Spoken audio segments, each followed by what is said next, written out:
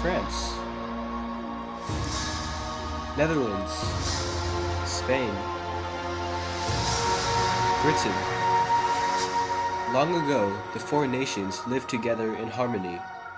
Then, everything changed when the Spanish attacked. Only Henry VIII, master of all four crowns of Britannia, could stop them. But when the world needed him the most, he decided to split from the Catholic Church in order to marry multiple women in order to conceive a son. After his death, 12 years passed, and my brother and I discovered a new monarch, a Protestant named Elizabeth. And although her leadership skills are great, she has a lot to learn before she's ready to save anyone. But I believe the British Empire can rule the world.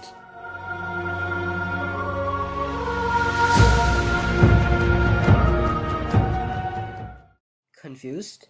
You look a little lost at sea. Until the death of his wife Mary, Queen Regent of England, in 1588, Philip II of Spain was the co-monarch of England.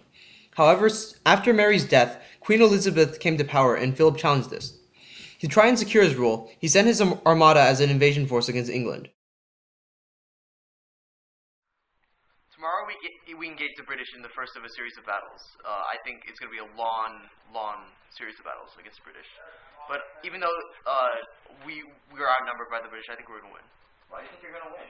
Well, obviously because our guns are more superior. For instance, our barrel is constructed by the best gunsmiths in all of Spain, and our bullets are... Whoa!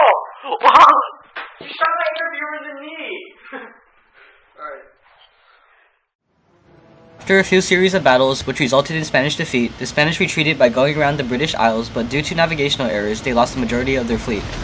This led to the English asserting their dominance over the Spanish. The road to exploration has been opened up to them. Also, this leads to them having the most powerful navy in the world, letting them successfully control a majority of the transatlantic trade that will soon develop. After defeat of the Spanish Armada, the government saw an advantage with a strong navy and started using imperial warships, further securing their naval dominance. In the 17th century, the Navy transformed into a professional organization, the Royal Navy, with only dedicated warships and professional sailors. The rise of British naval power meant less reliance on Dutch ships to regulate trade. The Dutch were threatened by this, for the British had cut them out of the equation with the Navigational Acts. This was a primary reason for the start of the First Anglo-Dutch War. During the early ages of the Anglo-Dutch Wars, the smaller Dutch warships were overpowered the English with superior tactical organization. But when the English made improvements in their tactics, they completely overcame the Dutch Navy. By participating in conflicts such as the Napoleonic Wars, Britain sought to preserve a balance of power on Europe to protect its colonial and imperial interests abroad. The 1700s marked the height of British naval power. With victory of the Spanish succession, Britain proved to be the most powerful nation in the world. In 1756, the 7 Years' War began between Britain and the House of Bourbon in Spain and France. The war was primarily fought over mutual colonial and trade interests. Britain used their powerful navy to cut off supplies of their enemies. At the end of the war, Britain wins. Britain wins Canada, Florida, and Bengal. During the Napoleonic Wars, King Napoleon of France attempted domination of Europe. Britain's powerful navy prevented French invasion of Britain. Due to the geography of the British Isles, the only way to be infiltrated is by sea.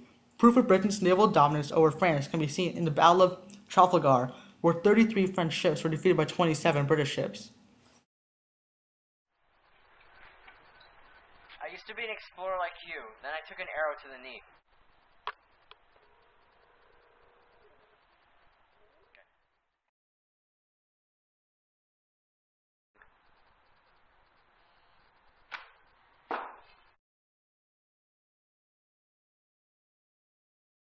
Commissioned by Henry of England, John Cabot was sent to find a route to Asia via the North Atlantic. Despite where he landed, like Columbus, Cabot believed that he had reached Asia.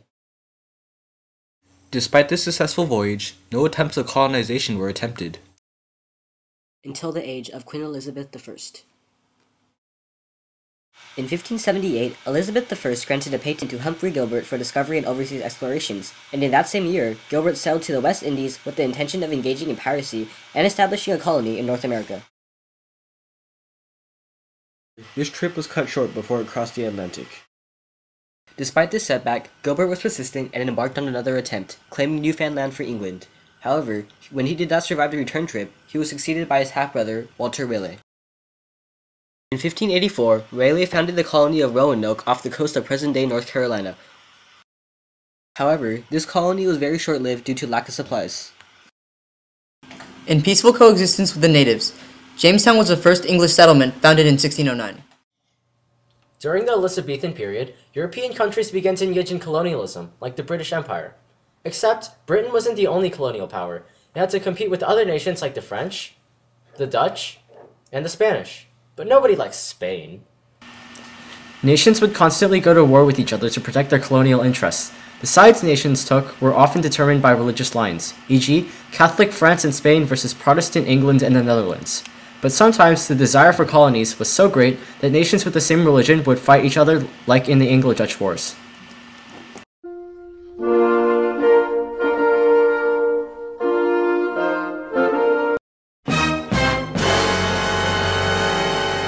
Following the 7 Years' War, Britain imposed heavy taxes upon its American colonies, such as the Tea Tax and the Stamp Act.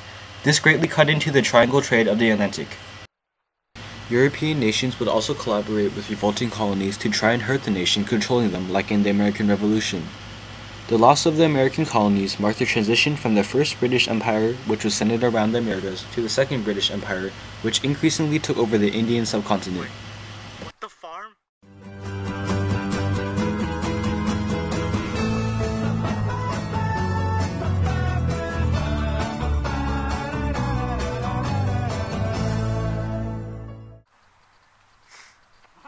I shall rule the world. Gentlemen? No.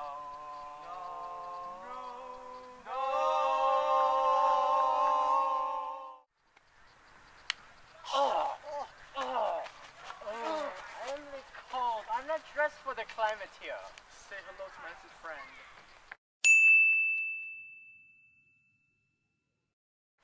Oh, sheep. No.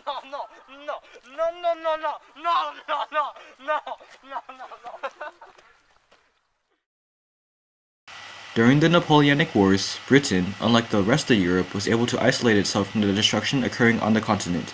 This allowed Britain to later establish itself as the foremost global power. In 1667, the British East India Company began recruiting native troops to fight with their weaponry and methods to maintain control during the trading operations. The troops, called native sepoys, soon became the majority in British forces in India, outnumbering the Europeans 10-1. Meanwhile, tension between the British and the Indians continued to increase. This eventually led to a mutiny of sepoys in 1857, which soon escalated into other mutinies and rebellions. Although the British government did manage to suppress the Sepoy Rebellion, it took over 6 months with heavy loss of lives on both sides. Afterwards, the British government took direct control over India, starting the period known as the British Raj.